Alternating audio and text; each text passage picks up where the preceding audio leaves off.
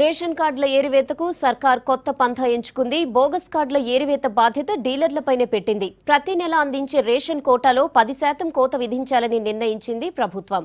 సర్కార్ తాజా నిర్ణయంపై అభ్యంతరం వ్యక్తం చేస్తున్నారు రేషన్ డీలర్లు. బోగస్ రేషన్ కార్డుల నియంత్రణకు సర్కార్ కొత్త రూట్ ఎంచుకుంది. డైరెక్ట్ గా కార్డులు రద్దు చేస్తే ప్రజల నుంచి వ్యతిరేకత వస్తుందని భావిస్తున్న ప్రభుత్వం ఆ బాధ్యత డీలర్లకే అప్పగించాలని డిసైడ్ అయింది. రాష్ట్ర వ్యాప్తంగా 25 లక్షల బోగస్ కార్డులు ఉన్నాయని గుర్తించిన అధికారులు వాటిని ఏరివేసే ప్రక్రియ మొదలుపెట్టారు.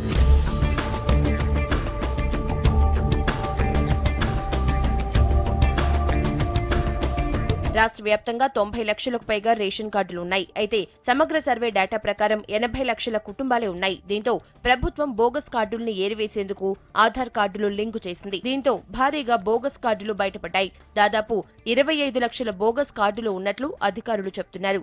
ఈ కార్డులకు రేషన్ కోసం ప్రతి నెల 50 కోట్ల వరకు ఖర్చవుతోంది. దీంతో భారం తగ్గించుకునేందుకు బోగస్ కార్డులు ఏరివేసేందుకు రెడీ అయింది సర్కార్.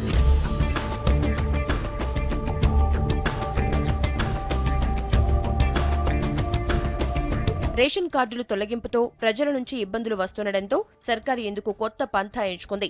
బోగస్ కార్డుల ఏరివేత బాధ్యతను డీలర్ల భుజాలపైనే పెట్టింది. ఏ షాపు పరిధిలో ఎన్ని బోగస్ కార్డులు ఉన్నాయో డీలర్లకే తెలుస్తుంది కాబట్టి వారే కార్డుల వివరాలు అందించాలని సూచించింది. అయితే రేషన్ సరుకులో 10% కోత విధించాలనడంపై అభ్యంతరం వ్యక్తం చేస్తున్నారు. బోగస్ కార్డులు ఉన్న ప్రాంతాల్లోనే ఈ కండిషన్స్ పెట్టాలని అంటున్నారు డీలర్లు.